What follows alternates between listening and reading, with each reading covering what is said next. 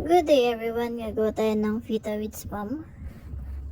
So first, bell pepper.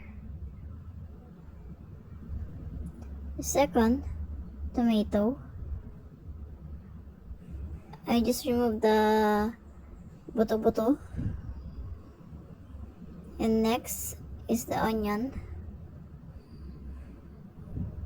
Like that, put it like that. And let's put salt and pepper. Yung pepper natin is durog na durog. Parang yung pagkadurog sa'yo ng ex mo. Alam mo yun? Tapos i-mix well natin. Mix. Then, pagka-mix, set aside. Punta naman tayo sa 4 na itlog. Maliliit lang siya. Ayan. Then, durugin natin yung pula at saka natin halo-haloin. So, maglalagay na tayo dyan ng asin at saka garlic powder at paminta. Optional lang yung chili flakes. Wala lang, gusto ko lang. Bakit ba? So, lagyan natin ng evap. Wala lang, gusto ko lang din. Pakialam nyo. Ayan, halo-haloin lang din natin. Tapos, ito na yung si Mr. Spam. So, binili ko lang din ito online. Kasi kapag bibili ka sa grocery, it costs you a 200 or 100 plus ang isa. Ganun din naman yung lasa niya. Yan, hati-hatiin po natin na ganyan lang kanipis, kataba. So, ito na yung pan. Lagyan natin ng konting mantika. At tayo iluluto yung ating spam. Yan na. So, bala yung spam na hati ko is 10 pieces. Bilangin nyo na lang yan. O, diba? Nabilang nyo ba? 10 lahat, diba? Ayan, baliktarin natin. Okay, mainam magbaliktad nang paulit-ulit. Kaya nang ginawa ng ex mo. Binaliktad ka ng paulit-ulit. Ayan, another baliktad ulit. So, pagkatapos yan, luto na yan. Nalagay na yan, luto na. I-separate tuloy. Ilagay na natin doon sa may lagayan na merong tissue para ma-drain yung oil. Then, gagawa tayo ng sauce para sa atin gagawing pita. Ayan, nagagyan na ako ng mayonnaise. 2 kutsaritang evap. Kung magtatanong man kayo, hindi ko alam kung bakit. Experiment lang kasi to. Yan, i-mix lang natin.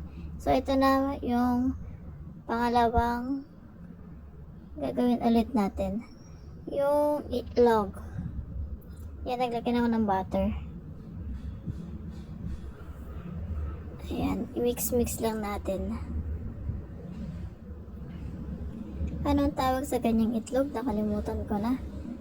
Dali lang. Pipikit lang ako at iisipin ko kung anong tawag dyan. Scramble egg. Ayun, nadali din. Ayan. Pagka okay na yan, i-set aside lang din natin. Yan, with matching chopstick pa. Kala may marunong. Ayan na si pita. Pinalo-palo ko pa. So, para masarap siya, lagyan natin ng tabasco. Hot sauce. Ayan. Lagyan natin yung mga gulay na ginawa natin. Spam. Tapos itlog. Sunod natin yung mayonnaise na nagawa natin na may evap. Na kunwari masarap. Ayan. Tsaka natin siya i-wrap. Ayan. Natatakot ako mag-wrap ng mahigpit kasi nga baka mapunit yung pita. Tapos yan. Tchanan! Oh, ganyan lang siya. Nagawa ulit tayo ng isa. So, bali dito, maglalagay tayo ng cheese. Ayan, napadami yung aking tabasco na nilagay. Ayan, ganun din. Same ano lang din. Yung spam, yung gula, yung itlog, tsaka mayo. Tsaka natin papatungan ng sliced cheese. Excuse me po. Narinig niyo ba yun? Ako narinig ko. Ayan na yung mayonnaise. Tapos ipapatong natin yan yung cheese. Ang tagal ah. Fairness. Uy, ano ba yan? Ayan na yung cheese. Tsaka natin i-wrap ulit. Ayan. Sa sobrang taba niya, baka mahulog na lahat ng nasa loob. 1, 2, 3.